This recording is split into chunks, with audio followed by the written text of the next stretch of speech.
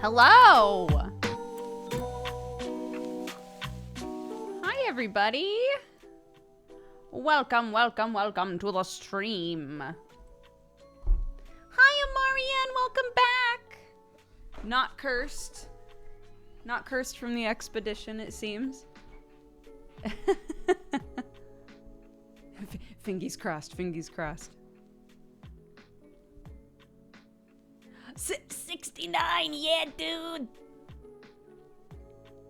Hello, everyone. Hi, it's good to be back. How's your Dutch now? Non-existent. Yeah, the area that we were in for this whole thing was the Flemish side of Belgium, and so my French was not helpful at all. I was like, all right. Last time I was here, it was helpful to know a little bit of French, right? No. Every single sign, I was like, I don't know. I don't know what that is. I have no fucking clue. No clue. So, what are you gonna do? But yeah, got back from Belgium. It was very fun.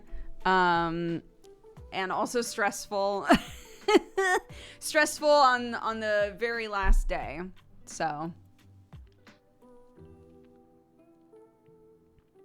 yeah, look, the universe looked me right in the eyeballs and was like, this isn't the French side, it's Dutch.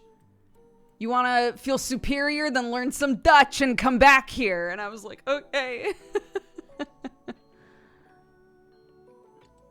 Yeah, I was in Belgium for a Baldur's Gate 3 event.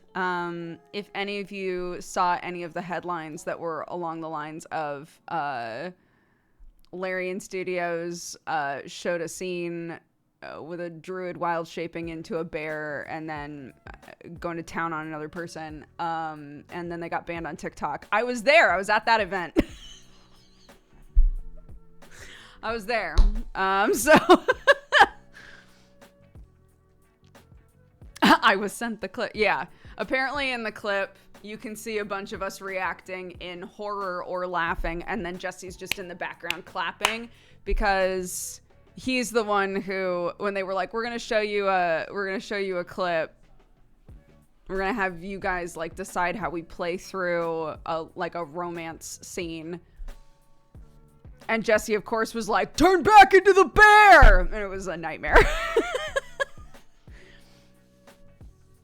Anyways, so that's, yeah, I was there for that. That's what everybody was there for. But it was super cool. It was sometimes when companies are about to release like a huge game, they'll sink a bunch of their promotional money into bringing out journalists and, content creators and whatever, and saying like, hey, we'll put you up for a couple of days, feed you, house you, whatever. And all that we ask is that you play our game. Here's the embargo time before you can like actually talk about it. And that's it, right? So Jesse and I had gone out to see Larian when they were doing Divinity Original Sin 10 years ago. So when I got the invite to come out and do this event, I was like, oh my God. So I texted Jesse immediately and I said, have you been invited to this thing? And he was like, I have. Are you going? Because if you are, I will go. And I was like, I was about to say, if you're going, I will go. So we both went out there and got to hang out, and it was very fun.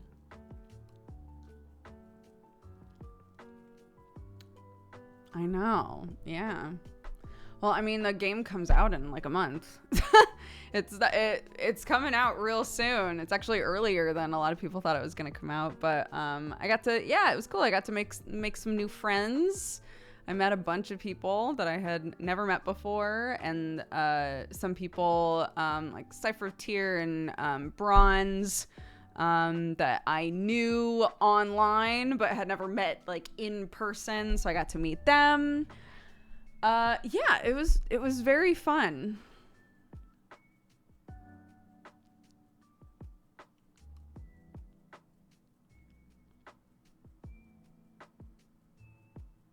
But yeah, I'm NDA'd, so I can't say anything about the game. I don't think it's breaking NDA to say I think people are gonna love it.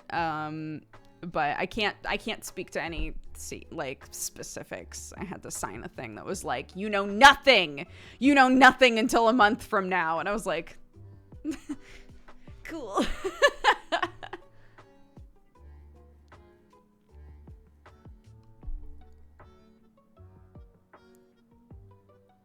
Yeah, a lot of people who that is a super common thing to do, which makes sense, is if a company is like, hey, American-based creator, we'll fly you out to somewhere in Europe, they'll say, cool, if it's all the same to you, could you fly me out to this place instead and fly me out from this place? You know, either way, they're buying plane tickets, and if it's like basically the same price, sometimes people will ask like, can you fly me, you know, to this other country, and then I'll see that and, you know, tour around a little bit and see as much as I can while I'm there.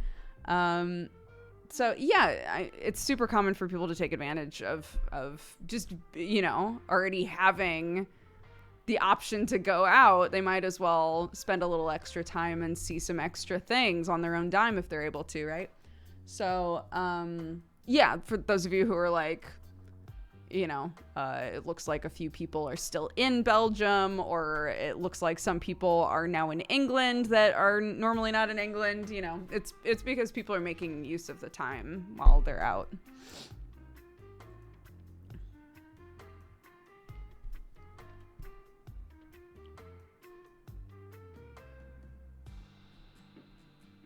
Yes, I've met Blue Jay lots of times before, though.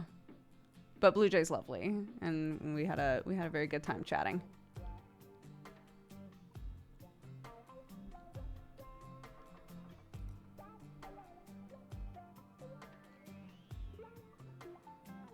That was the underwater train ride. I mean, you don't. So it's not like you look out the window and you can see fish. You know, you're in a tunnel. So, the most that you can tell is like, wow, suddenly I have to pop my ears a lot, you know. And then you pop out the other side of the tunnel. If you didn't explicitly know you were going underwater, you wouldn't know. It's exactly like just a long tunnel. It would be very cool. Yeah, but you know. Very unsafe if anything happened to the train.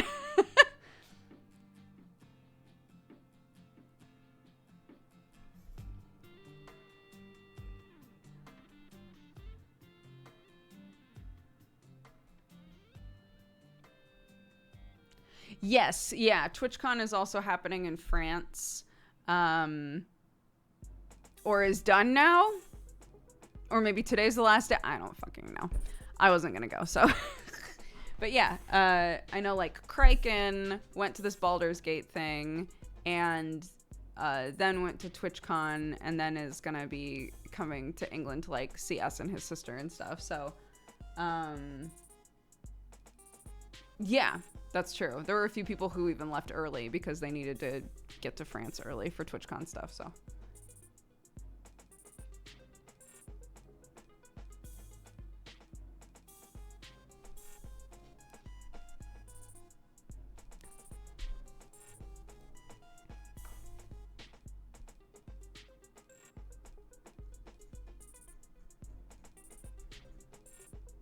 I saw in a picture, I wasn't sure it was Craig. Dude, So Cypher of Tyr posted a big group photo of all of the content creators that were at this Baldur's Gate thing. And literally in the tweet was like, not pictured, Dex bonus. And the reason is literally that I just got up and was like, I'll be right back. Stepped outside for a few minutes because it was just loud and hot in there. So I sat outside for a few minutes chatting with a couple of people. And then when I came back in, they were like, where were you? We took a group picture. And I was like, God damn it. So I'm not in that photo, not because I wasn't there, but because I had just stepped outside at the exact wrong moment. It's okay. We can Photoshop me in there.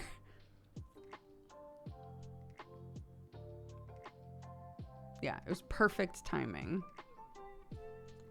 Mwah.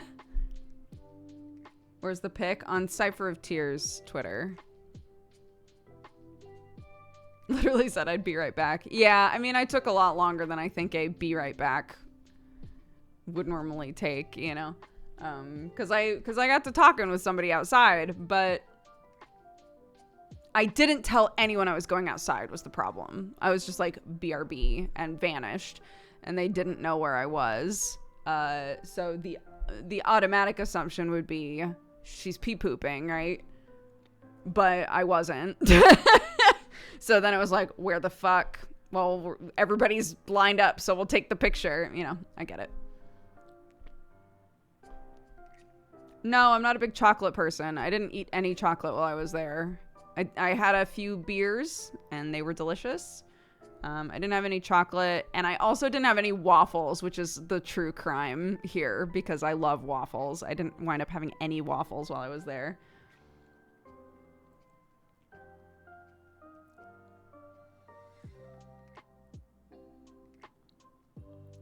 Belgian fries. I mean, I had fries while we were there, and they were the same as fries anywhere else. I'm very sorry.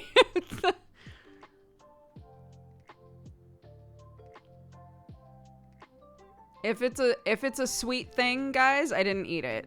I didn't have it. It's not the sort of thing I seek out when I'm hungry.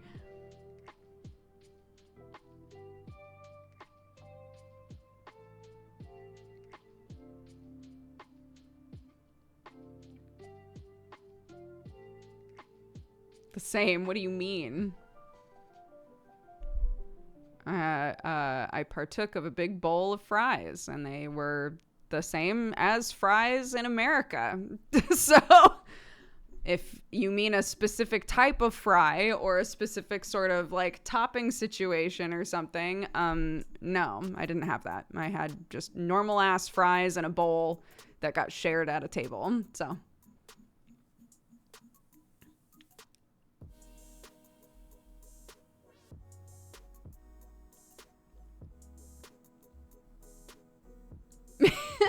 we mean Belgian fries. I don't know what that means then. I don't know what that means then, guys.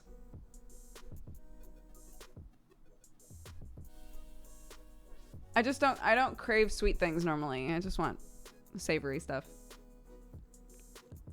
Giant fries. All right, hold on. Belgian fries. They sure do look like fries.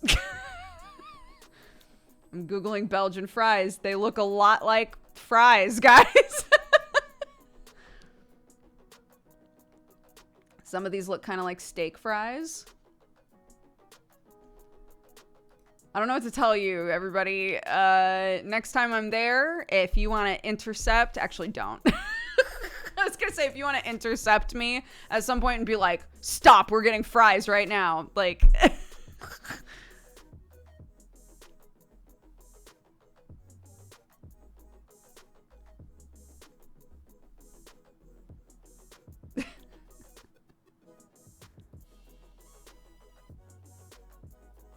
Belgian people have feelings about their fries. I can tell.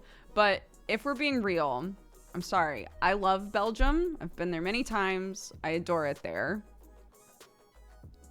Guys, you can't have this many feelings about so many different types of food, okay? Like, people can't say anything about beer, about chocolate, about waffles, about fries now. You gotta choose a thing, okay?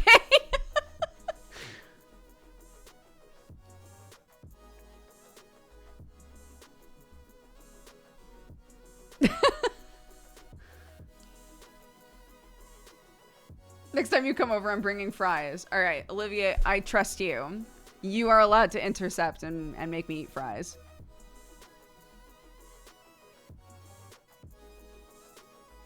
I saw someone use Turkish coffee as instant coffee, guys. Let it go. It can get worse.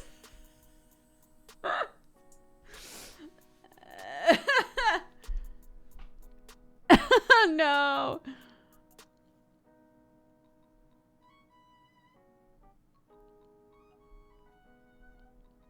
Anywho, all this to say, I'm willing to say I'm wrong. And that there is a type of fry in Belgium that is like deeply superior. I have not had it. That is literally all that I'm saying right now.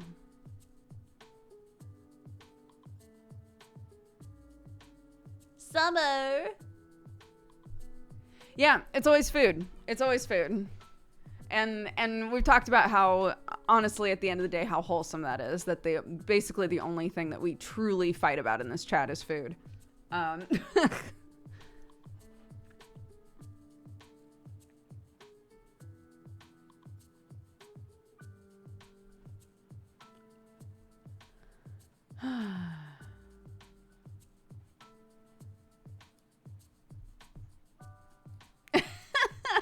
We're all just hungry. We're all just hungry out here. I feel that.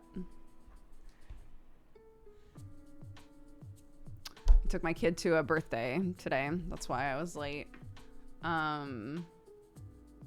It was like a soft play birthday, which is usually a winner. That's usually like a pretty good option for birthdays for like this age range, you know? This place, it was pretty far away, but it was much smaller, which is nice. If you have like a 4 or 5 year old and you've taken them to like a big soft play place, it feels like every 15 minutes you're having to be like, where the fuck is my child? You know? So, it was kind of nice to be at a small one, because I always knew where my child was and she had no problems finding me. So I was like, that's great. But I was talking with one of the other parents and we were like, there's pros and cons here. The big con to it being a smaller place is, holy God, if you have any kind of like audio sensitivity, it's so loud. Like a smaller place filled with adults and children, and the children are all screaming because they're having a great time. Oh my God. I was like, this is why I bring my earplugs. And she was like, you're smart. But then you worry because you're like, if I have my earplugs in, will I be able to hear my kid? You know, so I usually have like one earplug in at a time. I don't know how effective that is, but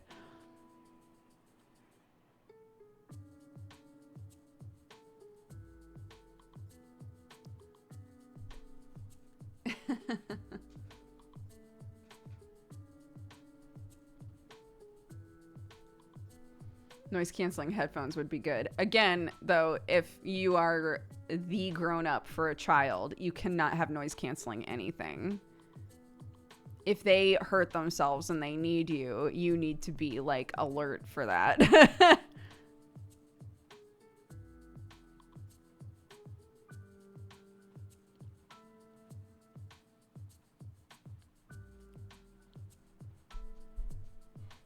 So, you know. Alex, thank you very much for being Fossa today. We appreciate you.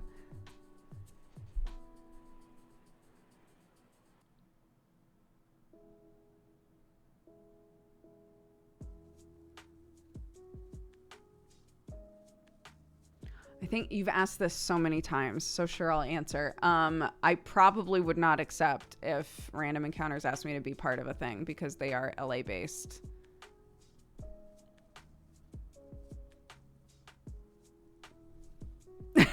If they just want my voice, sure. But to like actually act in a thing, no.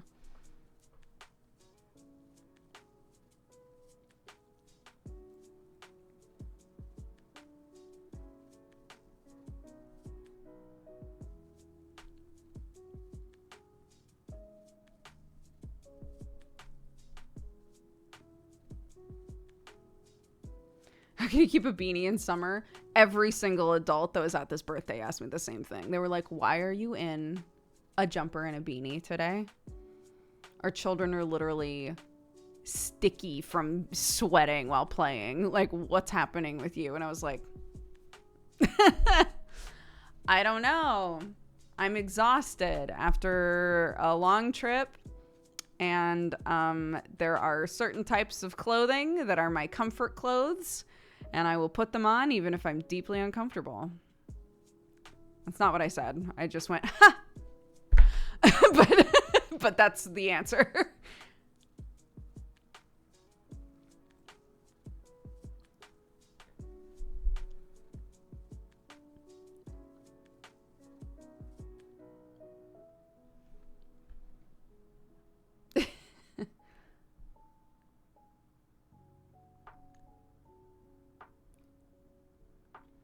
Yeah, I worked with, someone's pointing out that Peter and Miss Bird both left Random Encounters. That's absolutely true. Peter helped us do the, he did all of the sound editing for the Itachi song. So Peter's still out there doing stuff. He's just freelancing, and he's so lovely. I would absolutely work with him on stuff in the future.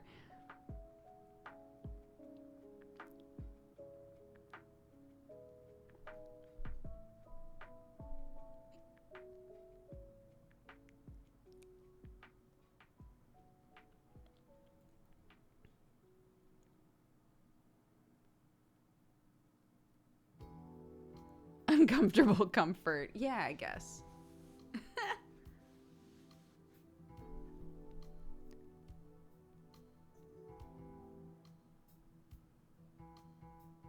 Oh my God. So I said that the trip was great, but that it got really stressful. That's because Jesse and I got turned around at the Belgium train station and missed our train. We missed the channel going back to London, and everywhere that we looked online said that there were no tickets available for the rest of the day to get back to London. And we were like, what the fuck? So went to like international help, basically. Sat there for a while. Turned around is not meaning that someone physically turned us around. It's a term meaning like that you got confused. So sometimes airports, train stations, whatever, can be kind of confusing in their layout. Basically, to keep it short, on the board, it said that we needed to go to platform 3 in order to get to where we needed to go. And walked forever towards a platform 3 that literally just led to an abandoned building. And we were like, what's happening? And they're really strict about how early you need to check in. So by the time we had made it all the way back and figured out where we were actually supposed to go and got to where we were actually supposed to go, they were like, we've closed check-in. You can't check in now. We were like, what? So, yeah, so that was us. And bro, speaking of like comfort stuff, bro, when we were sitting in there waiting, like with a ticket number, like waiting for somebody to see us, all of my tics were coming out. All of them. I was rocking. I was doing all kinds of shit. And like Jesse is one of my best friends in the world, so there was nothing in my brain going, you should stop doing that. Somebody's gonna think you're weird.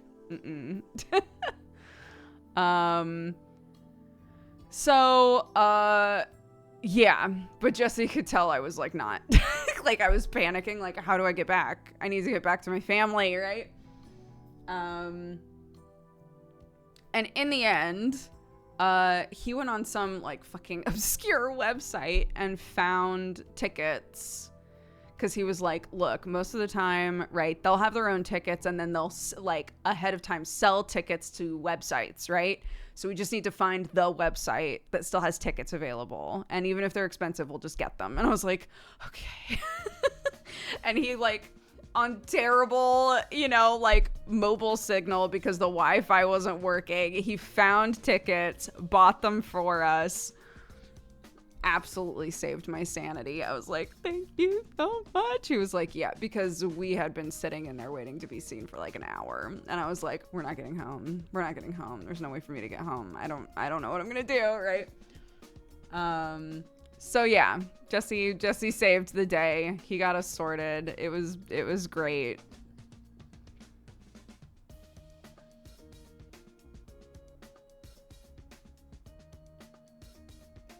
Yeah, Jesse was fully we role reversed is the funny thing, because when things are going fine, I generally take the lead. I'm like, okay, I think we go this way, and then we do this, and then we do this, right? Which obviously hadn't gone well at the final hour, because we had gone in a totally weird direction that didn't take us where we needed to go. So,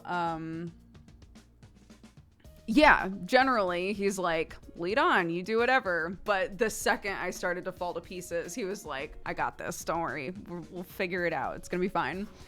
So it was good. It was really sweet, and he had us sorted, and then we got home. And I think he's still in London. I think he's doing stuff in London today, so.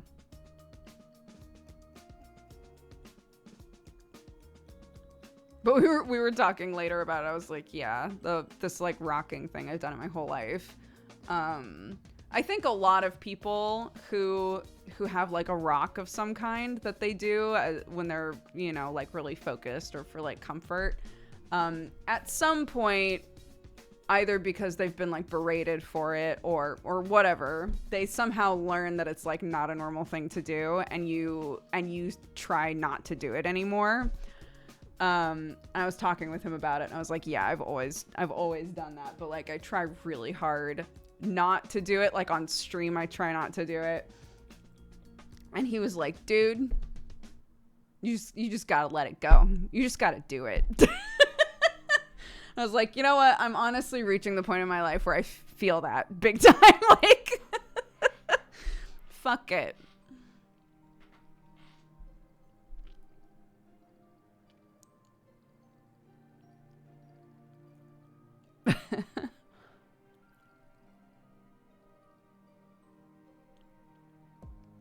Please let us know how the panel went. The panel from hell. I mean, if you watched it, you know how it went. They had a lot of technical problems, and then they showed a very salacious scene that got them put on Livestream fails and banned on TikTok. And I was there for all of it. And in the middle of it, I got a very cute voice message from my kid where she was just going, "Mommy, I love you. I love you. I love you." And so during one of the technical difficulties sections, I was playing that audio file for everybody that was around me, and they were all like, "Oh, she's so cute." I was like, I know.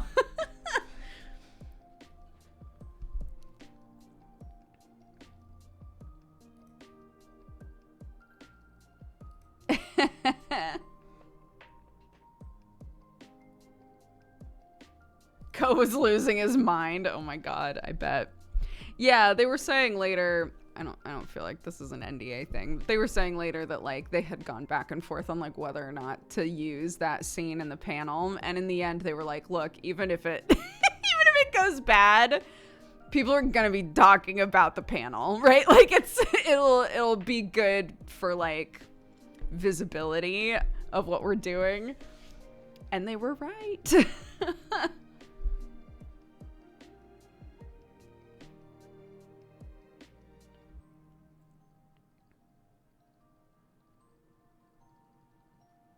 No, I am not a voice of anybody in the game.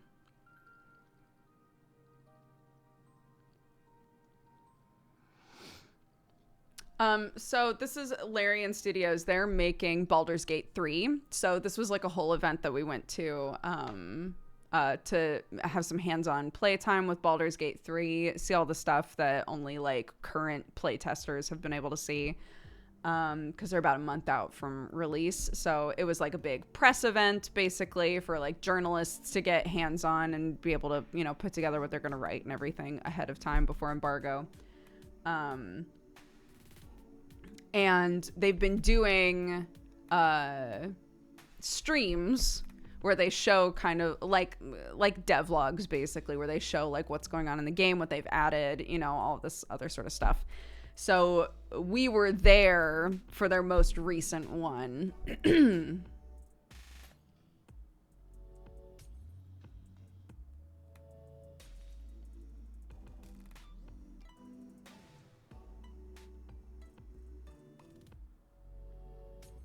Panel from Hell is always janky with tech issues. Yeah, they had so many tech problems. I felt so bad for them. At a certain point, they cut to like the technical difficulty screen and they were like, just stretch, go to the bathroom, do whatever you want to do, guys.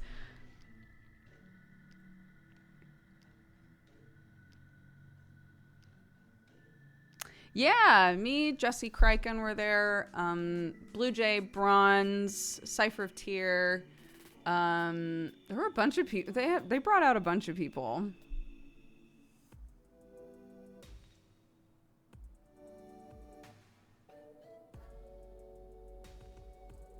The panel and the bear scene jumped BG3 up to third best-selling paid game on Steam, even in the middle of the Steam sale, so it worked well. There you go.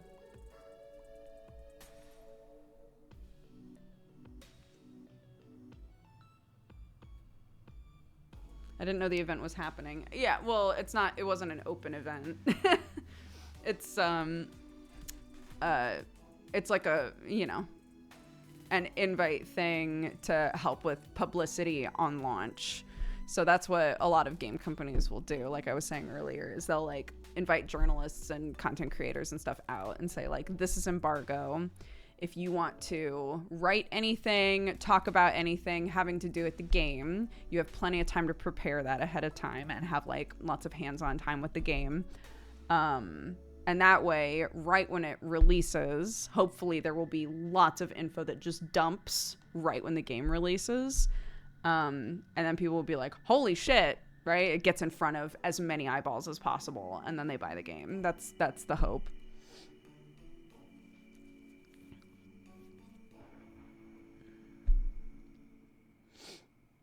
Do you mean the panel? That's, you know, you would only know that the panel was happening if you follow them.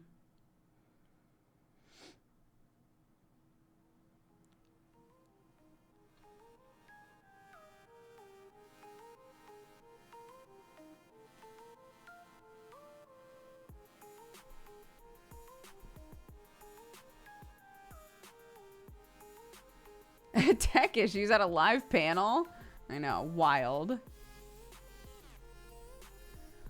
But yeah, it was good. It was very fun to see. The city we were in is called Ghent.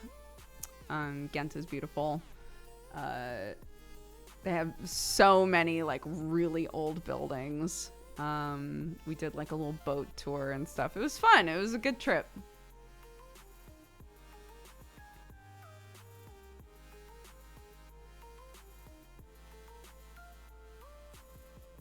Yeah, oh my god. They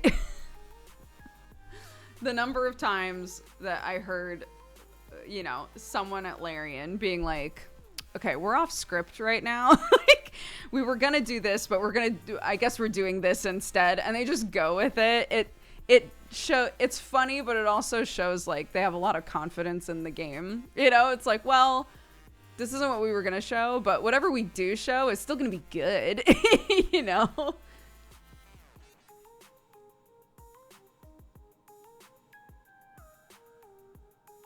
But anyway, yeah, it was good. And I'm NDA'd and I can't talk about any like specifics. But it was a good trip. It was a good trip.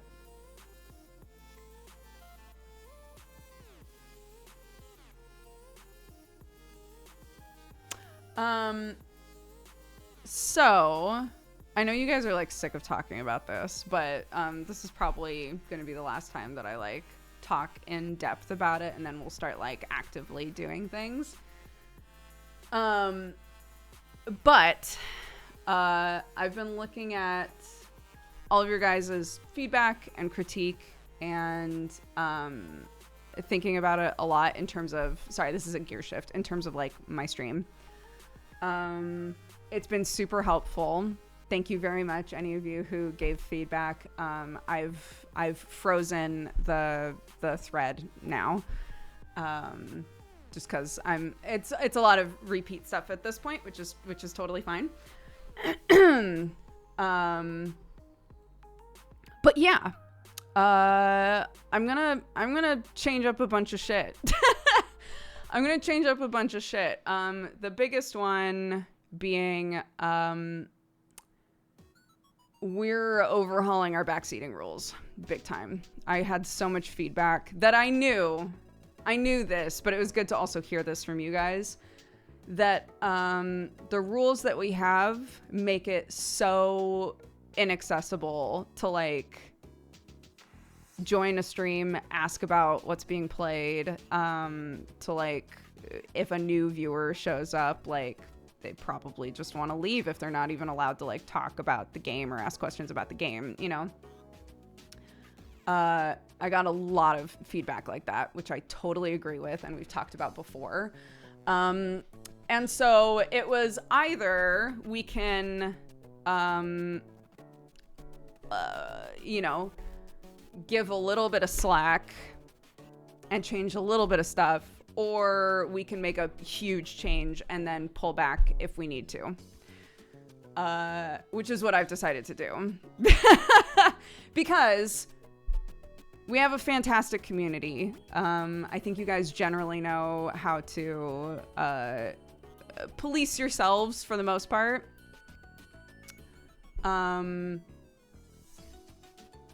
There are no mechanics rules anymore. No backseating mechanics rules anymore. If you want to come in and ask about how a game is played, if you want to suggest a thing about how to play a game, you can generally assume that that is totally fine. Mechanics rules we're not gonna deal with anymore. Actual like story spoiler stuff, you can ask what a game is about. We're gonna assume that people will generally know how to ask questions about a game without being like, hey, this really important story thing that happened, has that happened yet? You know, but not everybody does.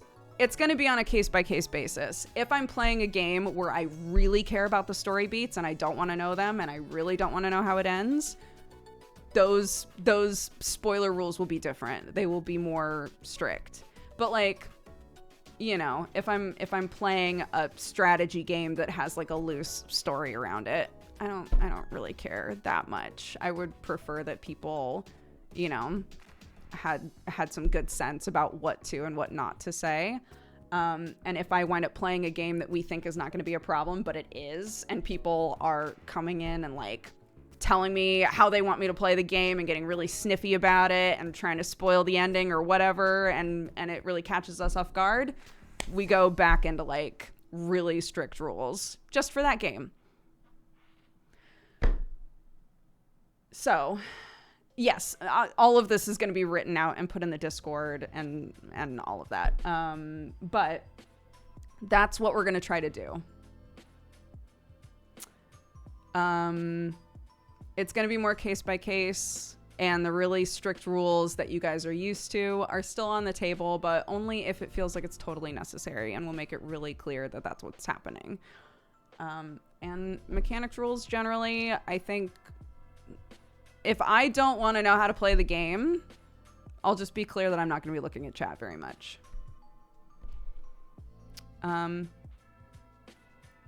So we'll see how that goes. And again, we're going to test it out and hopefully it's fine. And if we need to adjust, we will. But I would rather try saying, you guys can generally, I think, understand what is going to be a thing to say in chat that is going to make people be like, shut up, don't say that, you know?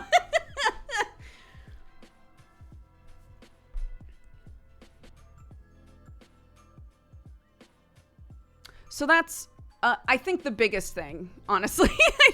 I think that's the biggest thing. It is a big change. It is a big change, but I think it's going to make life so much easier for the mods. I think it's going to make it a lot easier for people to join the stream and like find out what's going on, you know? I've written up a bunch of about me panels for under the stream. Those are going to get added after this. So all of those are going to go up. So we're going to have stuff down there again. The thing that I was the most surprised about was how many of you guys do not like the first impressions format. Or rather, it's fine, but it's really decreased how invested you are in being at streams, because if you really liked a game, I'm probably not going to play it again. So like, you know, so we're looking at having, 1 day a week if we want to do, like some indie highlights, basically. Like, these are a few indie games that came out last week. Let's play a little bit of them and see what they're like.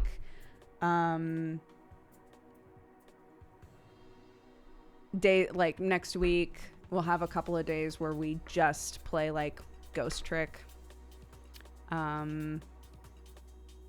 Days that are just chatting days, that can be things like study halls or friend zones and things like that. But yeah, I think we can put everything in a good direction that'll make a lot of you happy. I know that some of you are gonna be like, no, I like things the way that they are, and that's totally fine. But I think I've gotten enough feedback at this point of like what things are consistently like grinding gears, that I have a good idea of what to change and what to try. So that's it. So that's it. Next week, if I can find enough indie games that we want to take peeks at, we'll do that tomorrow. And try out that like 1 or 2 hour format, checking out a bunch of different games. If I can't find a lot of things that I'd like to check out, then we'll hop into Ghost Trick tomorrow, and it'll be a full day of Ghost Trick. Wednesday, I think we're going to try having a full just chatting stream of some description. It could be a study hall. It could just be like hanging out. Friday, Octo has agreed to do like a friend zone-y type thing with us, so we can test that out and see how that feels.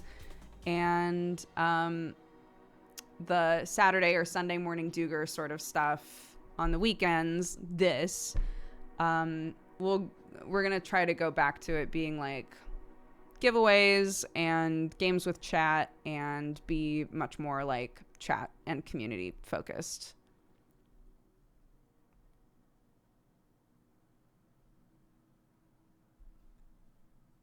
For us who have never experienced a friend zone, what is it? So Friend Zone was a show that I pitched Polaris when Polaris was still a thing. It was literally like me and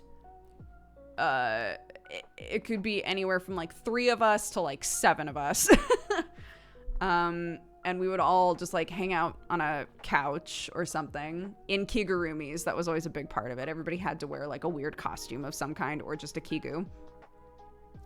And we'd play video games or board games or just hang out and talk or whatever. So I went to Octo and I was like, hey, I've been saying forever that I think it would be really fun to do like a streamed version of Friend Zone with people. it won't be the same thing, but like Friend Zone was originally my show, so why not just do Friend Zone again? And so I was like, would you be down to do a thing with me, and we can both, you know, wear something silly and hop on a call and just hang out for a few hours? And he was like, sure. So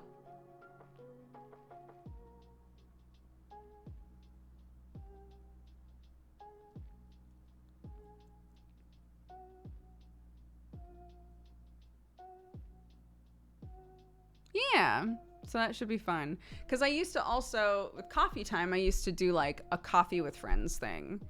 And occasionally I would have somebody on coffee time with me and we'd just like hang out and shoot the shit. So I was like, I can kind of combine those ideas, you know. It can be a stream with someone else. We can hang out and catch up for however long, have a game planned if we want to play something. But generally just have the vibe be like, this is my friend, aren't they cool? You know, like, let's hang out with my friend for a little bit. And I think that'll be fun.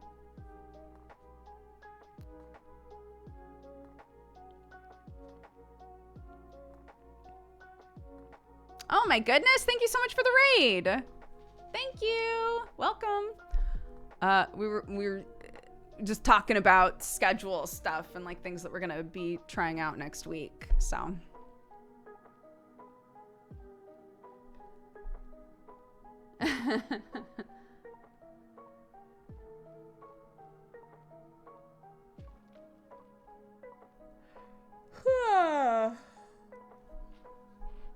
Real Radom, thank you very much. I hope you had a good stream.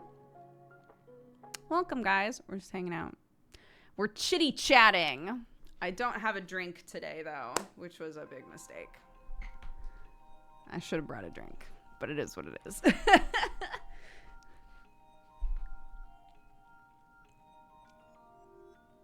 Oh, Diddums, is your name a Bluey reference?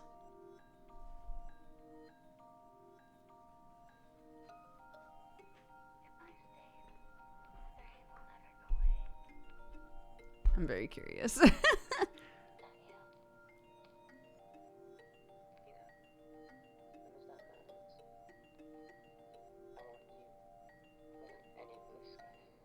Ooh, nice. What was it a miniature of?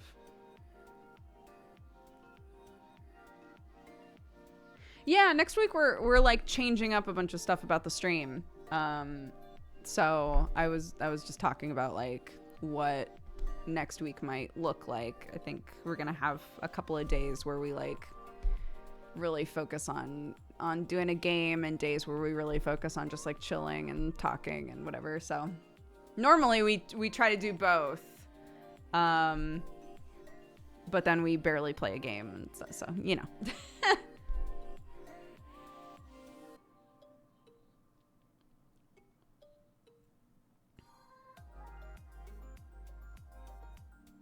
My daughter's just started watching Bluey. I've only seen 2 episodes so far, and it's super cute. It's very cute. I love that show.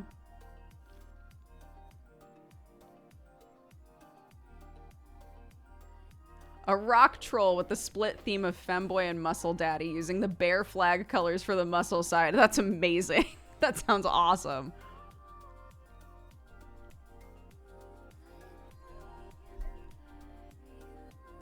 New Bluey episodes on Disney Plus soon. Let's go. Let's go.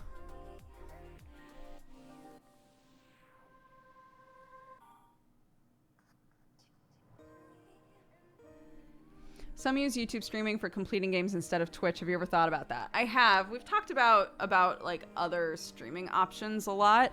The problem is it's I rely very much on my mods. I don't like the amount of, or rather lack of, control that mods have on other platforms. I think it's better on sites like Kick, but I have no interest in being on Kick at this point. They've been rolling out tons of changes. So, like, I don't want to say, like, I'll never be on Kick, but, like, you know. As of right now, I don't plan to be on there, so. Yeah, Sam was saying they just rolled out a thing where, like, you can click a button that's like, I never want to see gambling, or I never want to see sexual content on the front page at all. And then you just won't. And I was like, that's a pretty good for a streaming site where everybody's like, no thanks, it's just all gamblers. If you can go there and be like, I don't want to see gamblers, that's a pretty good change.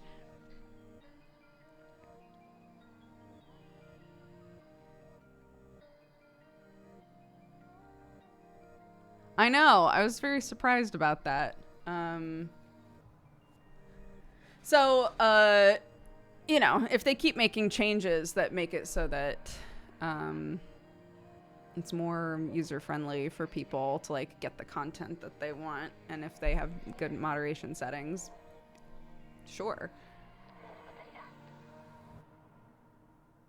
But we've said before, like, if I was to stream to YouTube or TikTok or whatever, like the other streaming options that people are considering currently, I think I would just turn the comment section off, which I don't know if that's a bad idea or not. I don't know. We'll try it at some point, but I'm changing a bunch of shit right now, so I'm not gonna I'm not gonna do that now, but you know, in the future I'd be down to try them. I would just want to be, like, very aware of, like,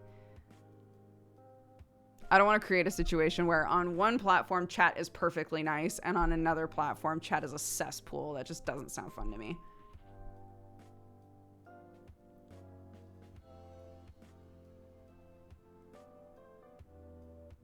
Well, he had comments off on his videos. I don't think he ever streamed to YouTube, did he?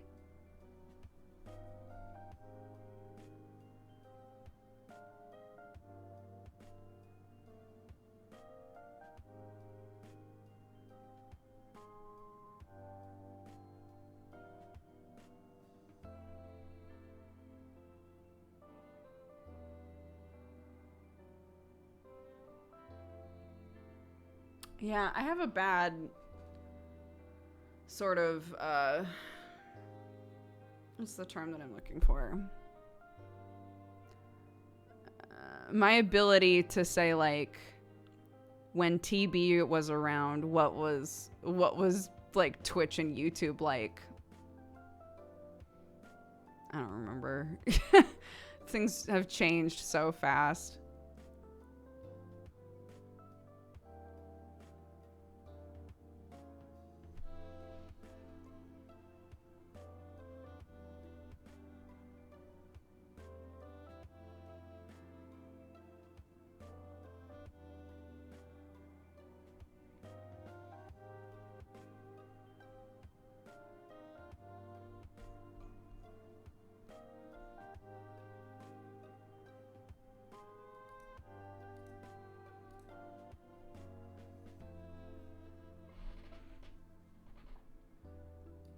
The blue hair arc.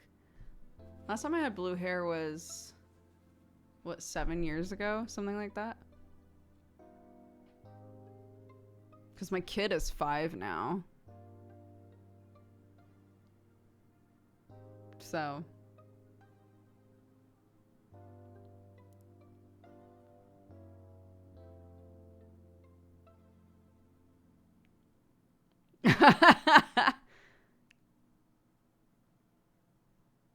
Yeah, time flies, dude.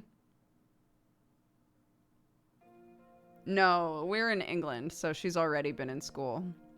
She's just finished up her first year of school.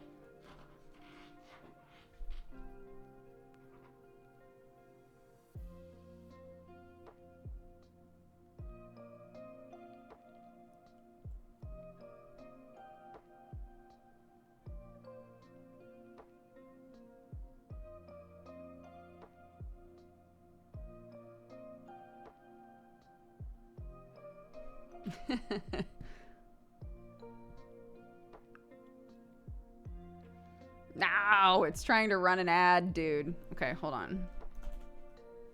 You guys want to play words while the ad runs? Do you guys want to watch the Dodger coffee ad? We'll do both. We'll do both. Here we go. Bam.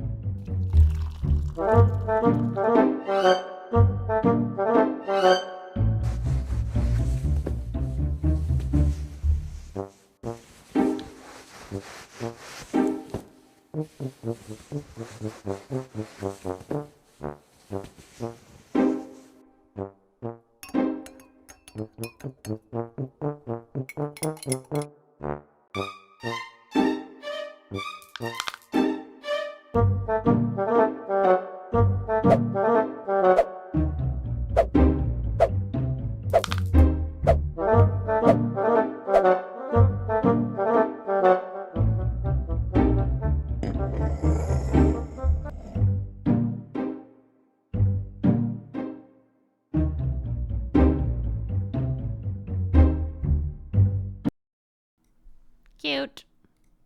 All right. Play some words.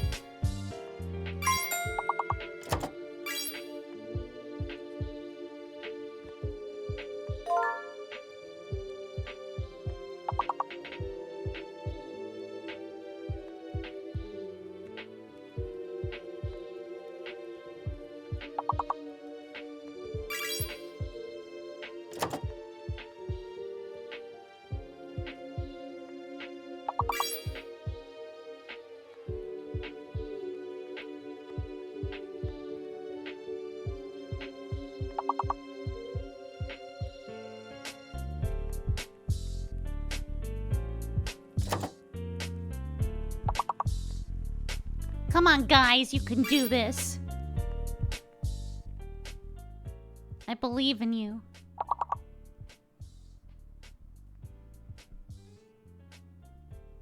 One left.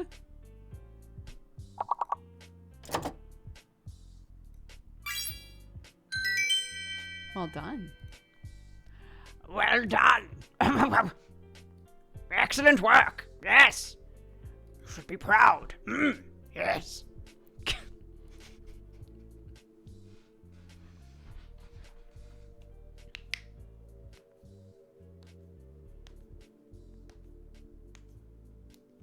Sorry.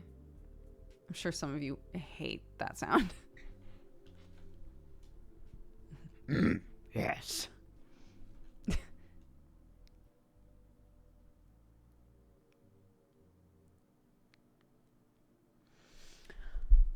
Yes. Okay. Radom said oops! I lost you. We're going back. We're going back.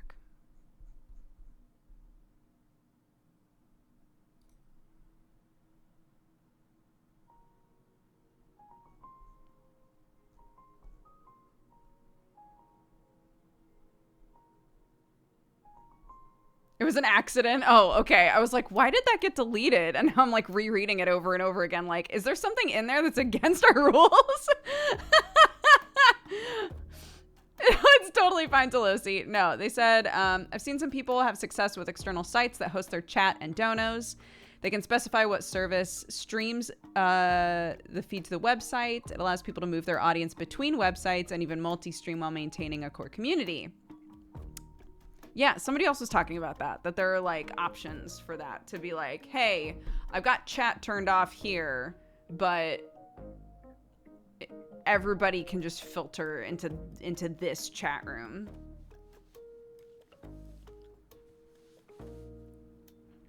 But I don't know how useful that is if we're using if you know the Twitch chat is perfectly fine.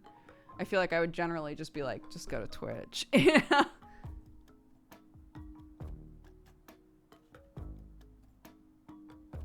I don't know. I would have to look into them to see like what the benefit would be, I guess.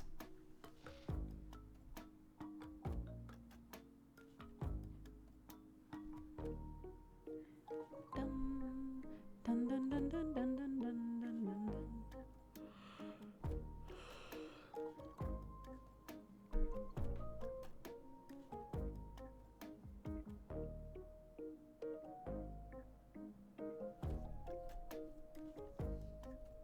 Yeah, Belgium was good. I talked about it a lot at the start of stream, so I won't go into it again. But it was good. I had a good time.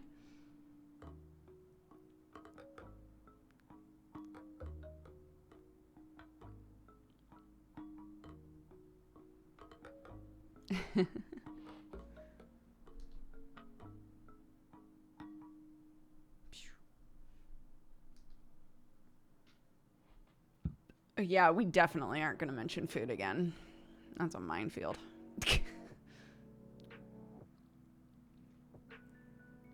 I was looking through my old files the other day, and I found the first game that I ever programmed in high school. Oh, that's awesome. Dude, I would give good money. I would give good money to find the Falling Yoshi game that I made.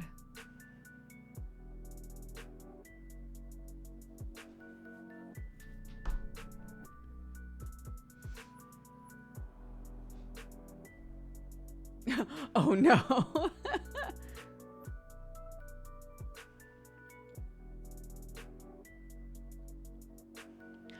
I mean, it wasn't particularly exciting. It was like a really early project where it was like, okay, what they wanted us to do was this is going to sound very sadistic, but I was really proud of it. What they wanted us to do was make just like a blank screen that had little clown faces, and the clown faces would slowly disappear, and you had to click the clown faces before they disappeared. And that was like the game that they wanted us to make. And I was like, as long as it's the same idea, does it have to be a blank screen and does it have to be clowns? And they were like, no. So I did, again, please don't judge 18-year-old me. So I made a game where you were looking off of the edge of a cliff, and there were little Yoshis, and they were slowly getting smaller because they were falling off the cliff, and you were trying to save all of the Yoshis. So that's what I made.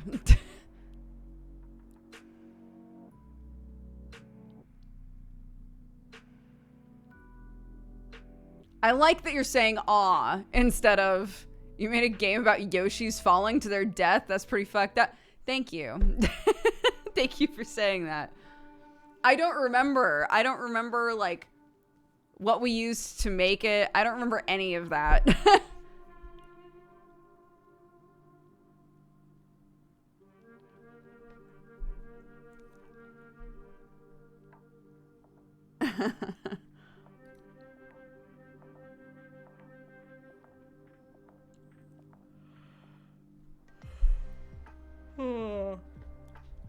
Were there sound effects? Probably. I don't remember.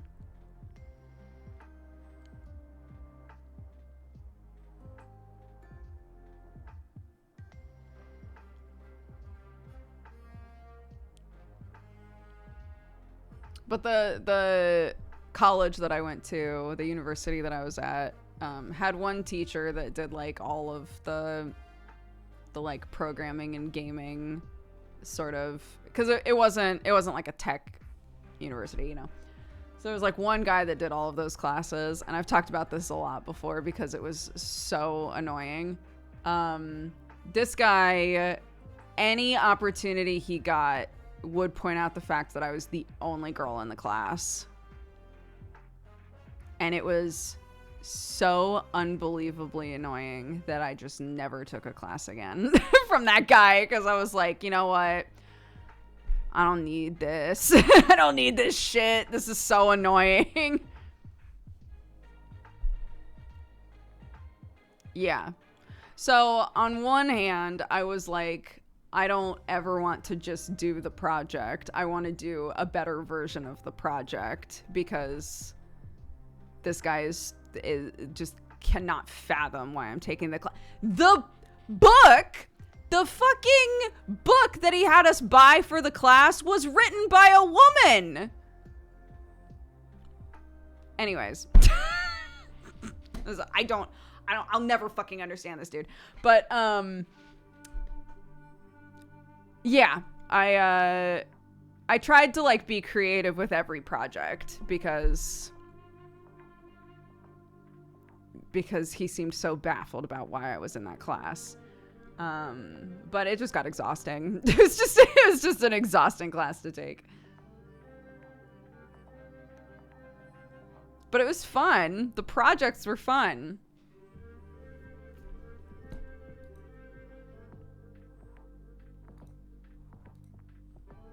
Yeah, it's all fine. If I wanted to do I wish now that like Jesse and I are doing 60/40 and everything, I wish that I had taken like a bunch of game design and programming classes and stuff. God, that would be so useful now. But I didn't. And now as an adult, I'm looking at game design and programming classes and being like, is this too much to take on? Do I have the time to take this on? I don't know.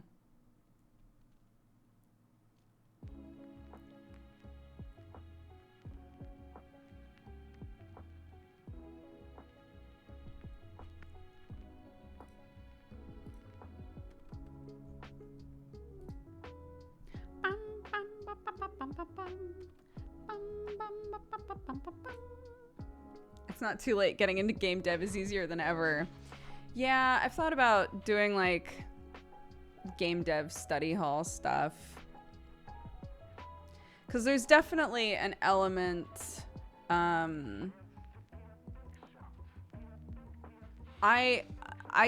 would like if I had a better idea of how much work is involved in like certain types of things, right? You can pitch and you can be like, I play shit tons of games. You know, I've now produced games. I want to make a game like this. But I personally don't know how to make a game like that or what all is involved. That is like that is a huge gap that is really inconvenient and obnoxious for everybody, right? It's obnoxious to go to a dev and be like, "Hi, this is the idea." Thoughts, you know? So I've thought to myself, it would be great to take some classes and educate myself on that side of things so that I have a better idea of like what we are asking people to do, you know? Ouch, God. I got bit up. They're not as swollen anymore. I got bit up big time the very first night that I was there. I got 1, 2, 3, and then there's another one up here, and they were so swollen. Everything hurt. I have another one on my knee that is massive. That one has not. That one is still swollen.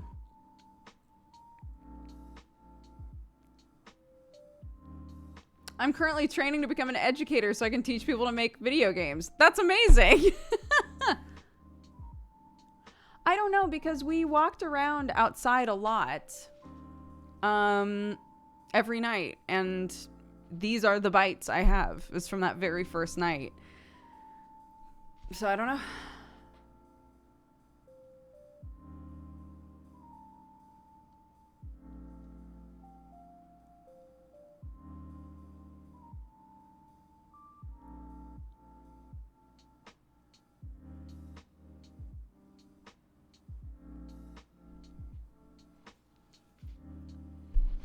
Would you like some advice to help you get started? Sure. Not in here, because I'll never remember any of it, but...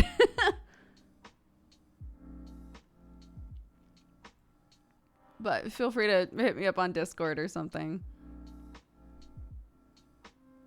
Someone said dragonflies are a natural mosquito predator. That and like, you know, tadpoles and stuff eat mosquito babies, I'm pretty sure.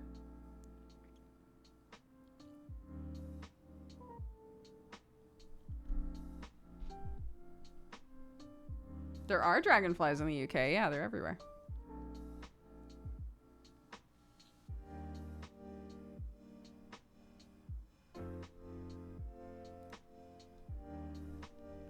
And spiders. Well, we've certainly got spiders everywhere. We don't kill spiders in our house. We just let them do their thing.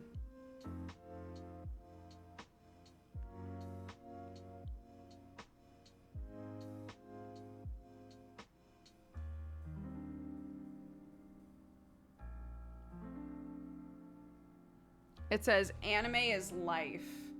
My husband got this for me for either my birthday or as a Christmas present. And it just said it in like faded black lettering. And at the time I was starting to learn embroidery. And so I started embroidering over the letters, and I was like, this is fun. I like this. And I did this like gradient thing, and I really liked how it turned out. And then it was like a few months later that Sam looked at this shirt and made fun of it. And was like, anime is life. You're such a weeb. And I was like, you bought this for me. You bought this sweater. Did you forget that you bought this sweater for me? Like, what do you mean?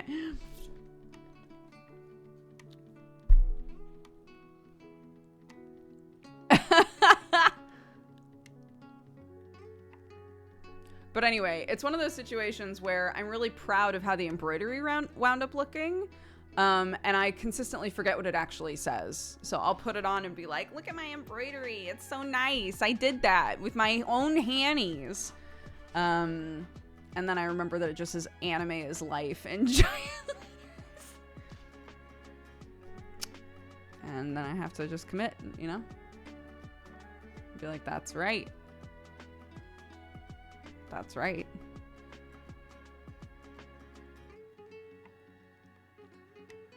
Keep anime's life on all his clothes. I could. I won't, but I could.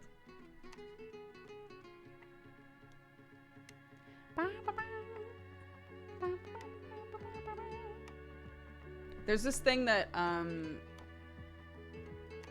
have any of you guys seen the people that will take like wedding photos and embroider on top of the wedding photos? So they'll like embroider, like do embroidered flowers on the bouquet and stuff. And it's very pretty. My immediate thought when I first saw that sort of a thing was there are a couple of sweaters that we have, or like jumpers and hoodies and stuff, that we have 2 of, or maybe even 3 of. And I've thought to myself, it might be really cool to take one of those like duplicate jumpers and embroider over like specific parts of them.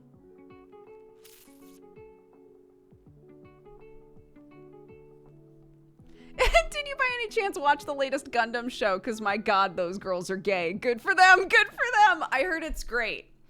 I heard it's great. Yeah. I have not watched it though.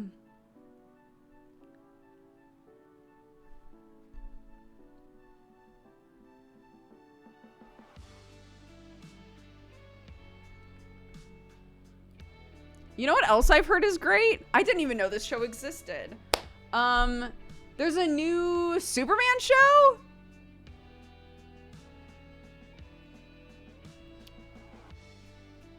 There's a Superman show called like My Adventures with Superman. And everyone's like, it's super good. Superman's a big ol' fucking dork in it. And I was like, that's the Superman I like. That's the Superman that I enjoy. He's apparently just a big old dweeb. I love that. That's how it should be. So I want to see it. I saw some screen caps. It's very anime.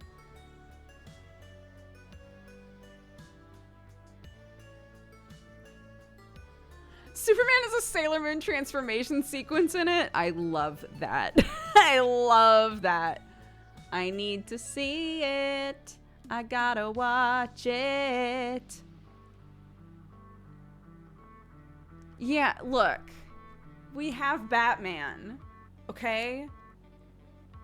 We don't need the other, like, main DC guy to also be serious and brooding all the time. Like, give me variety, okay? Superman doesn't need to be that way. Serious stuff happens to him all the time, but like, there's a difference, you know?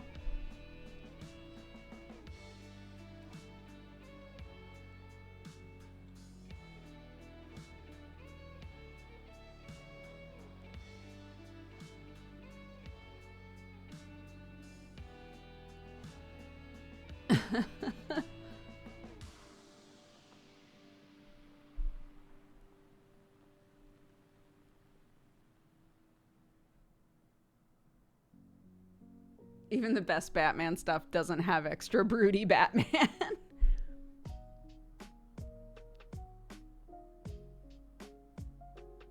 Have you seen the trailer for the Suicide Squad Isekai? I haven't. But what I did see was, I believe, Amarian coming back from her trip and being like, guys, I was only gone for a few days. Why is there a fucking Suicide Squad Isekai? And I was like, I also was only gone for a few days. Why is there a Suicide Squad Isekai?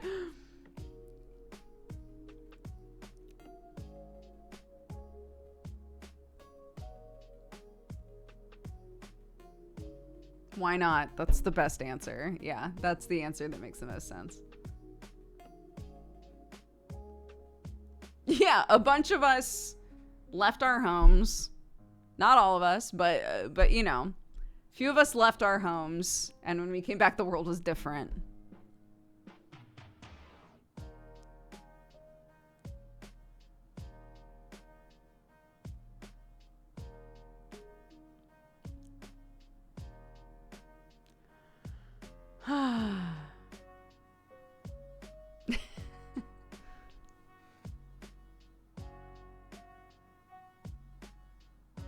I've been sick and under a rock. How did all this happen?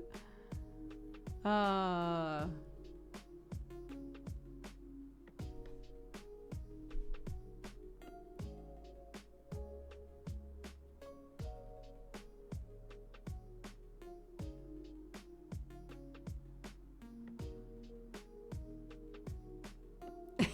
Anime Guardians left their posts, and now we're here. Here we are, dude.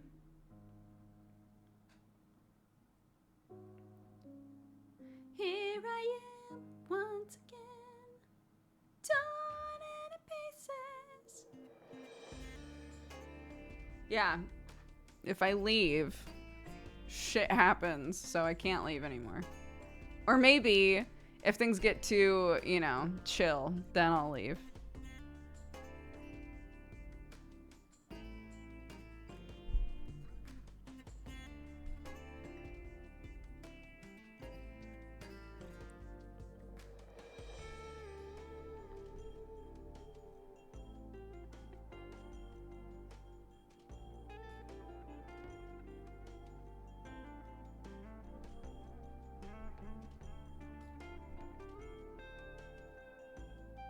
Kelly Clarkson has a new album out.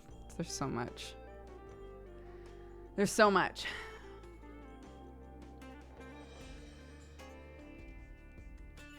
Will it have an isekai title? What, you mean like one of those light novel titles? It's like, I banged my head on Harley Quinn's bat and now I've woken up in the DC universe.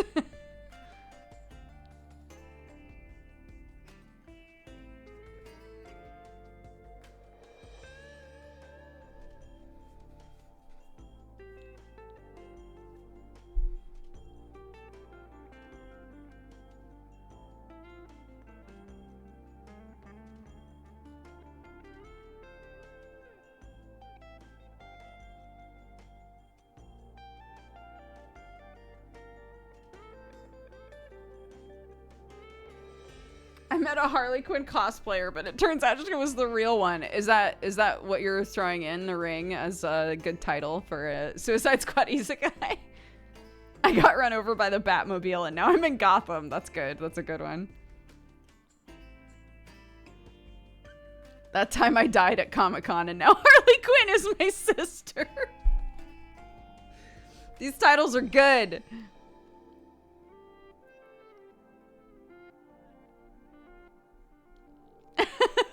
These are so good. You'll always be more creative than me.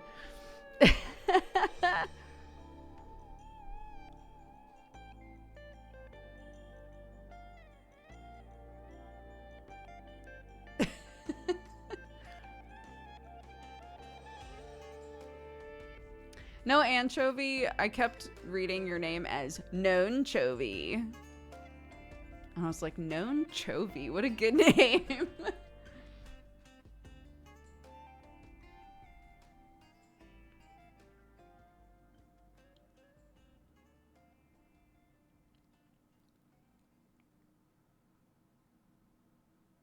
There's a TikTok filter that like makes your hair basically like this color. And I showed it to Clark and I was like, should I dye my hair? And she was like, no, but I should. And stole my phone and ran away and started flicking through filters and was like, Mommy, look at my hair now. Mommy, look at my hair now. Mommy, look at my hair now. And I was like, God damn it.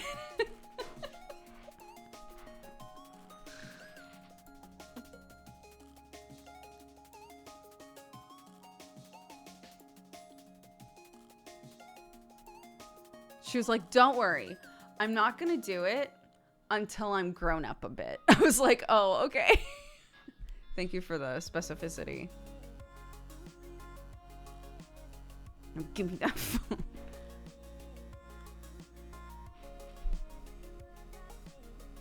She has 1 week left. 1 week left of school, dude. And then she's in first year. My baby.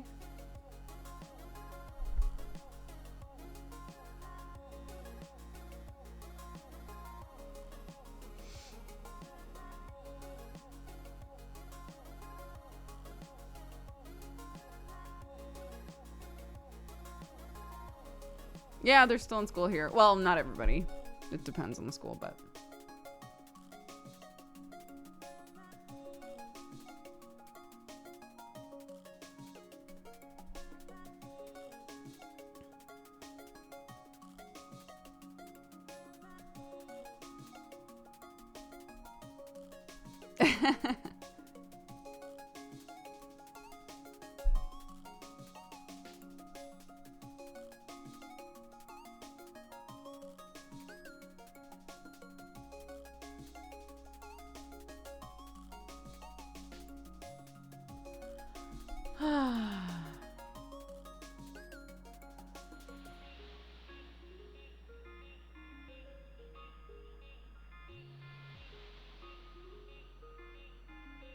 Yeah, it might be time.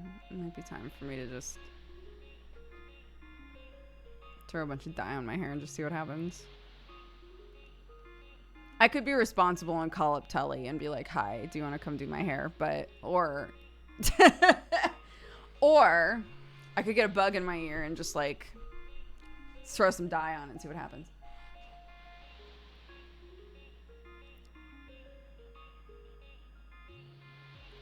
A coffee shrub is a thing. A coffee like a vinegar based like coffee. Hold on. How to make a coffee shrub. What the fuck? Hold on. Oh, it is. Coffee shrub with maple and balsamic vinegar. What? I love a shrub, but a coffee shrub? I gotta know. 2 cups of ground coffee, 1 cup of balsamic vinegar, water, maple syrup, and cane sugar.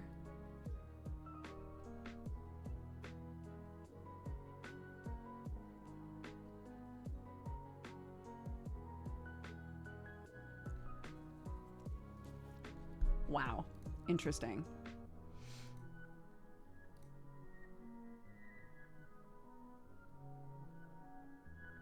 Shrub is in the plant? No. So shrub is a term for, it's basically like something you can add to a drink.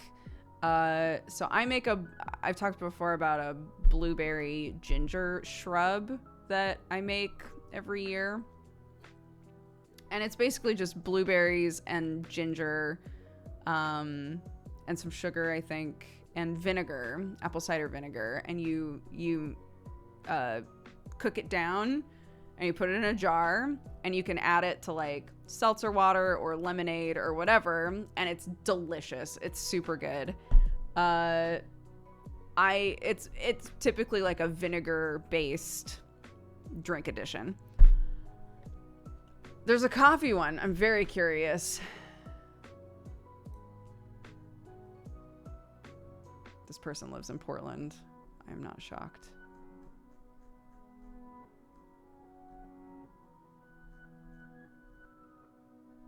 View comment.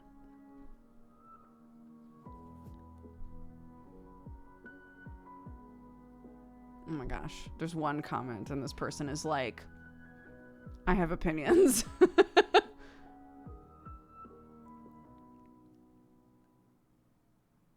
They've tested the recipe.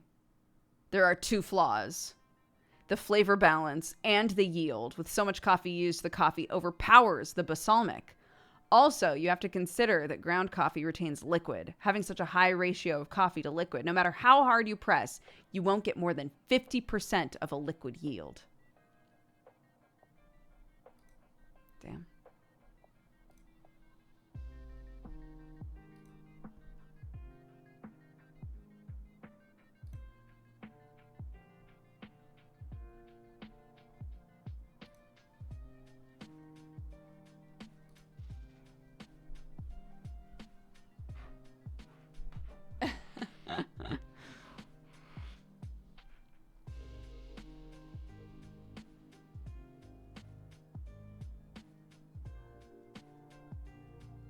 Vinegar and coffee don't sound like a natural pairing.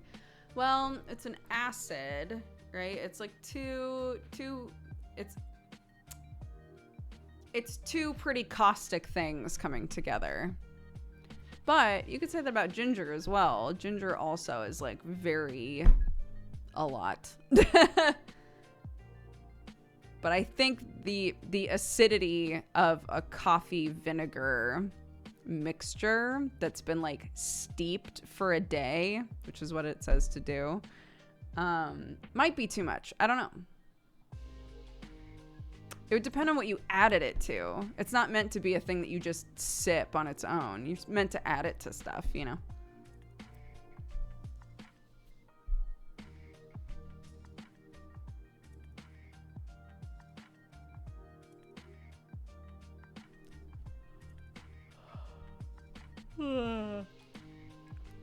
Yeah, mushroom coffee exists. That's what Moral makes in Neon Divide.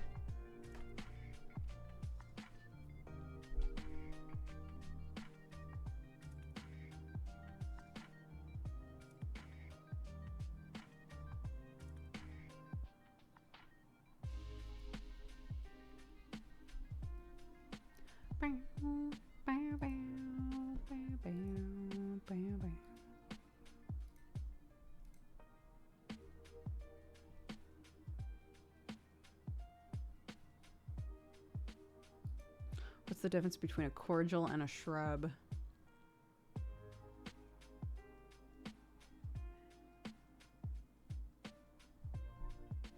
Shrubs are stronger, is the short answer. Any news about when it will be back? I miss it. Yeah, so I don't know if they've like said this in the community Discord. I left the Neon Divide community Discord a while ago. So I don't know what all they've announced in there, but I do know that we're doing a season 3.5 basically. Season 3.5 will probably be like beginning of August-ish, end of July, beginning of August.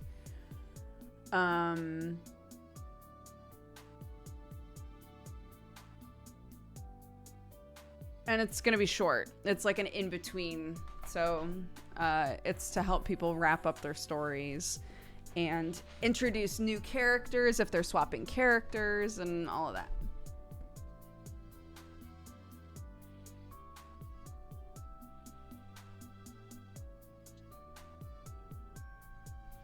Yeah, we could do an experimental shrub stream, sure.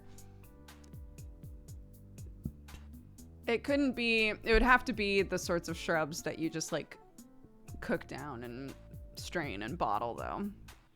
Something like this coffee thing where it's like, and then you steep it for an entire day. It wouldn't work super well for this.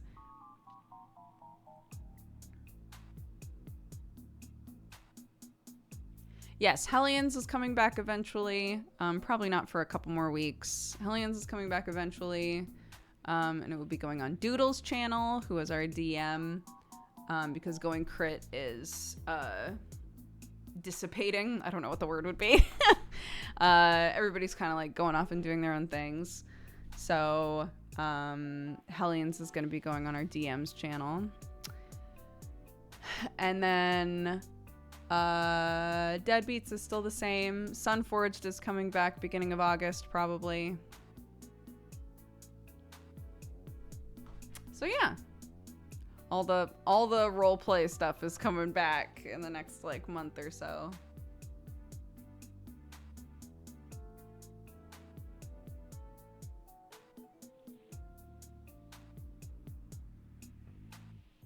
Yeah. So I'm going to go from having nothing going on in my evenings for the most part to having tons going on in my evenings.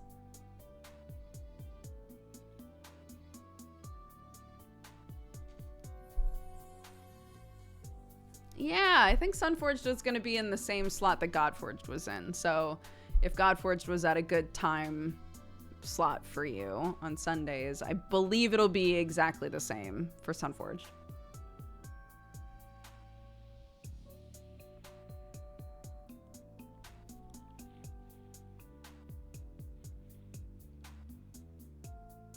But I'm very excited. We've been fleshing out all of our characters and stuff. Yeah, I'm really excited about TAC in this.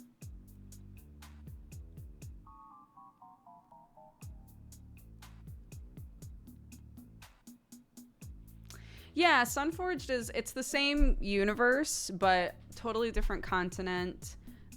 So like culturally very, very different. It's much more in tone and like aesthetic. It's much more like Bloodborne-y, very like dark Victorian, like weird monster shit.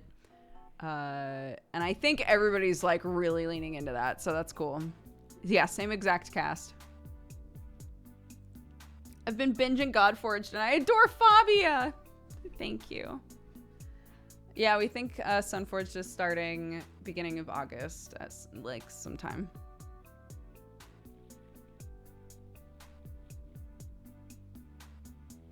But yeah. Sunforged is a campaign that's going to be run by Joe Fudge, who is an incredible DM. I'm very lucky to have him DMing me. He did Godforged for us. And we finished that. That was like a really long campaign that actually like reached a conclusion, and we finished it. And it was amazing. And now we have Sunforged. So whole new campaign, whole new vibe, totally different characters, but the exact same cast.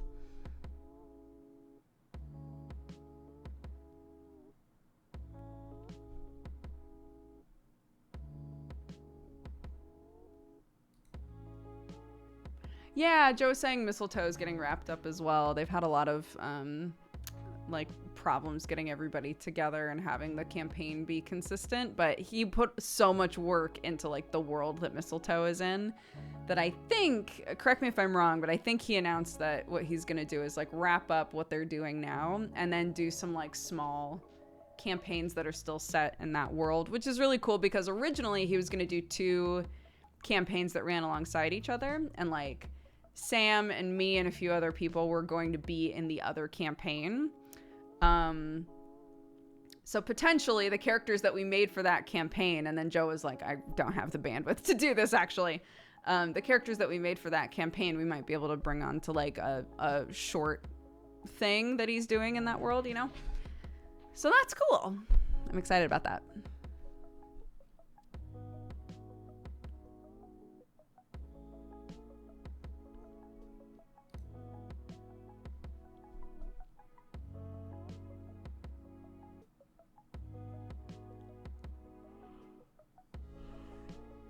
Yeah.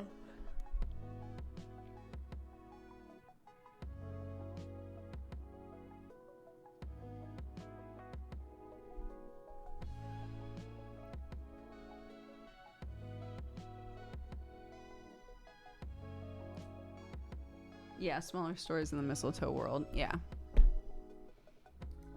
Yeah. Because I can't imagine, like, I'm sure this happens all the time, but like, he worked for so long putting together the world that Mistletoe is in. So I'm glad that he's not like, well, I'm gonna wrap up that campaign and then I guess not do anything with this anymore. But he's gonna keep doing like smaller stuff in that world. I think that's smart.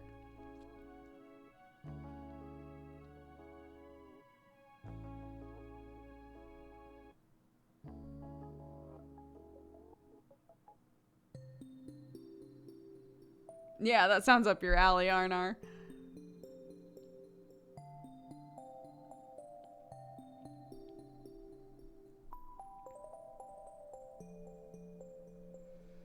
Can you give us a one-word preview of your character for the smaller campaigns? Like if Joe does a thing that I can use the character for that was going to be in the mistletoe world. She was, this won't be a one-word thing, but she was a spore druid, but retinkered where the spores are bees. So that's what I'll tell you.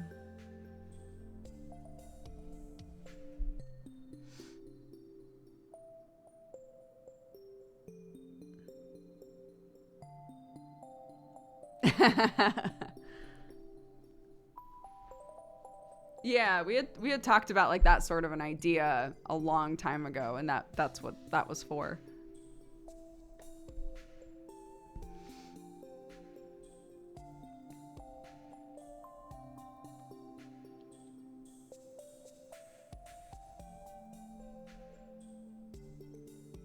I had said, God, you know what's this might also be telling you too much, I don't know. But I had said on stream, God, you know what I would love to make? I loved the character Shino in Naruto. I loved the concept of like an entire group of people whose bodies are homes to insects. I would love to make a character like that. And it turned out that that concept would work really well in a weird, like, heavy myth universe. So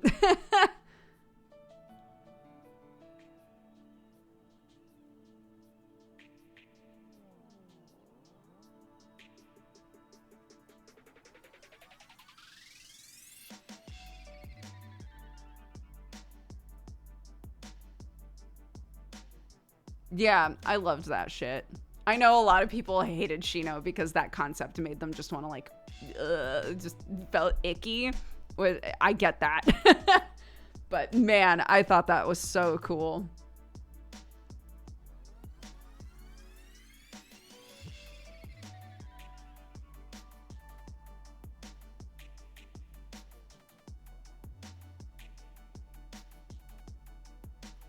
I know. Well, that's, oh God, that's one of the things about those sort of sprawling manga concepts where it's like there are so many characters. There wind up being a bunch that are like, this concept is so good. I really hope that character gets utilized in a way where that gets to shine, and the mangaka just never takes the time to do that, you know, because there's fucking 200 plus characters and they have a thing that they want to do, and if they just can't make it so that character has an important role in that, then they just don't, you know.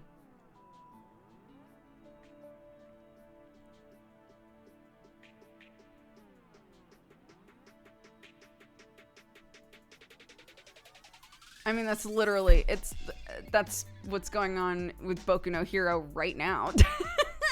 Is people being like, God, there's so many characters with cool quirks and mutations and we're not using them. But like, that's what happens when you introduce a fuckload of characters that all do different things, is, you know.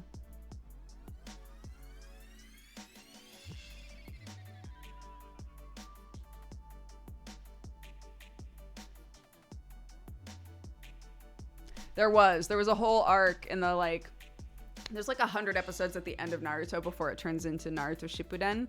And it was all filler. It was 100 episodes of filler.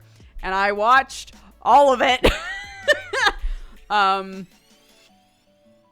there was some good stuff in there for if you really loved like side characters. There were some things in there where it was like, oh my god, is this a storyline that's literally just Naruto hanging out with this trio that I've wanted to see more screen time of this whole time? So we got a little bit of that, but like the actual story, no.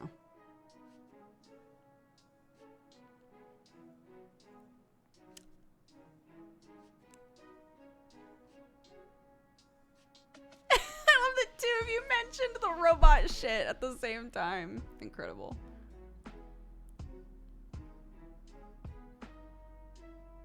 Yeah, I mean, the Shikacho group. It's hard because on one hand you're like, I wish they had done more, but they did do a lot with Shikamaru. He got a lot of, and I love him. he got a lot of time, you know. But it wasn't like the team got a lot of time to shine. It was Shikamaru got a lot of time to shine, you know?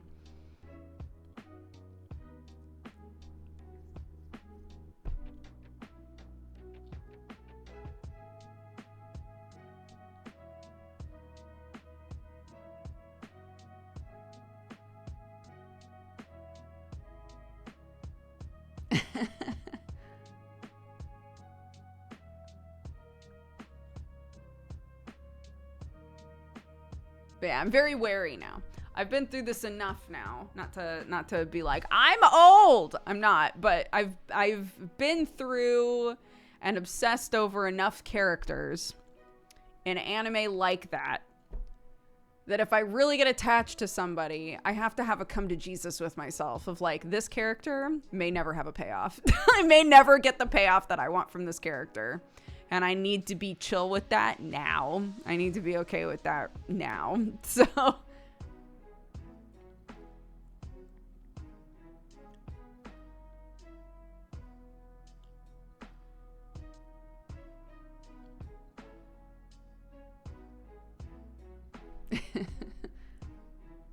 sometimes a character is just a cool concept and a rad design. Absolutely. And you know where those characters truly shine? Fanfic. Because if the character's super cool and the mangaka doesn't know what to do with them, Lord, fanfic writers know. Fanfic writers are like, if you're not gonna use them, fine, I'll do it myself meme, you know? If I know not all of you are into the fanfic thing. If you are open to looking into it, if you tend to experience this where you're like, God, I really wish that character had gotten to do more, it's always worth looking on like AO3 or whatever to see if somebody felt the same way as you and is also a good writer and was like, I have an idea on how to use that character. I'm gonna write a whole fic where they're the main character and they're doing a bunch of cool shit. Fanfic is not entirely like people kissing each other's butts. That's not. There's people who write like full-on epic long fanfic that is not romance-based at all. It's just like, I love these characters and I want to see them used differently, or I want to highlight these characters instead, or whatever. There's a lot of variety in what you can find. People are very talented and creative, so it's worth looking. Yeah, but also if you want them to kiss another butt, you can probably find that.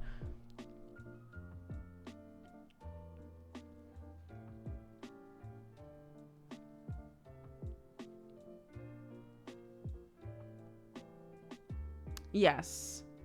Fortunately, a lot of the good websites have an almost obnoxious amount of filters. You can really pinpoint exactly what you want.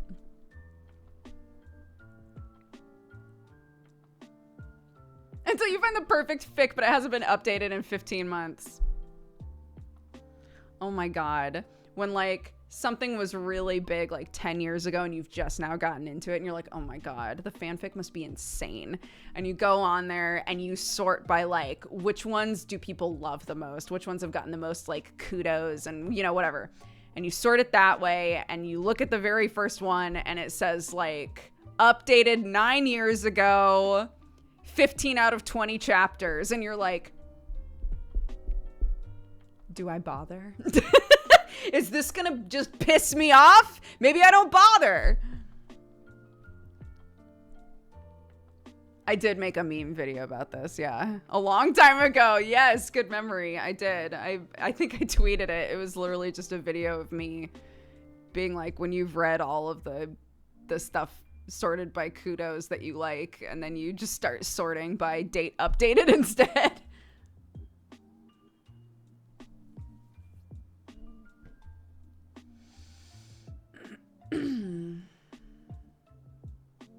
Yeah, there was one.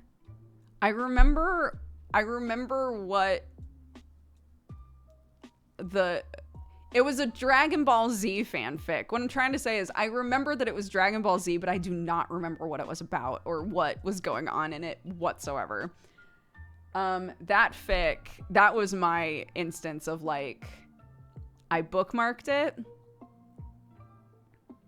and I was like, I'm sure it'll update one day. And like 6 years later had an update and I fully was like, I don't even remember what this is.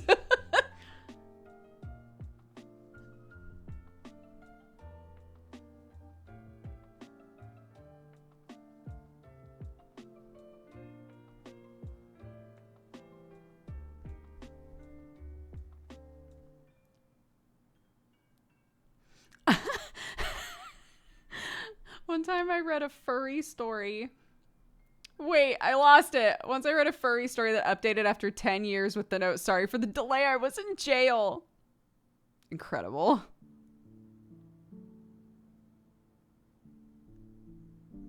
I love imagining that person in jail like, I have so many ideas.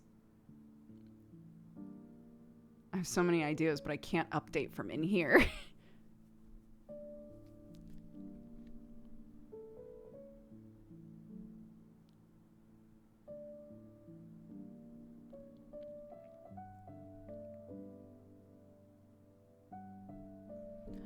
Dude, yeah. No, here's what I hate. Here's the thing I hate.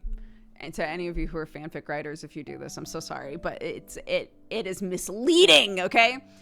When so websites like AO3 let you make a collection of stories. So you can say like, these are 4 separate stories, but they are all in the same collection. They're all like associated with each other, or like, you know, you can treat them like 4 separate novels, but they're all separate stories, right? It's that kind of an idea. You can make a collection.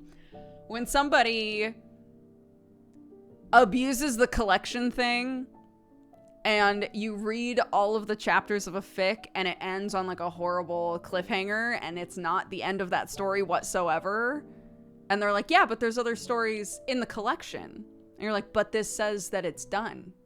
You said it's done. And they're like, right. Because that's done. I started a new thing. You should read the new thing. And I'm like, no.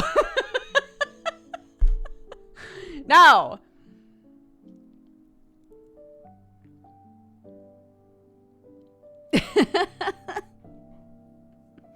You just never know. You just never know when you're going to get kicked in the mouth.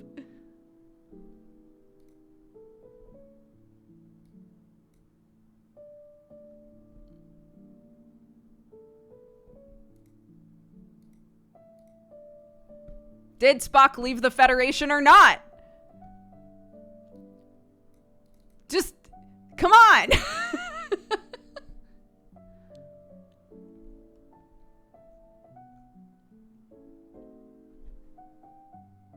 Oh my God, or when they forget to add a very important tag and you have to backpedal. Summer and I were literally just talking about that. Summer was reading a thing. I don't know what it was for. I'm not gonna out them, but they were reading a thing and they were like, oh my God, there were so many things not tagged in this. I'm so upset.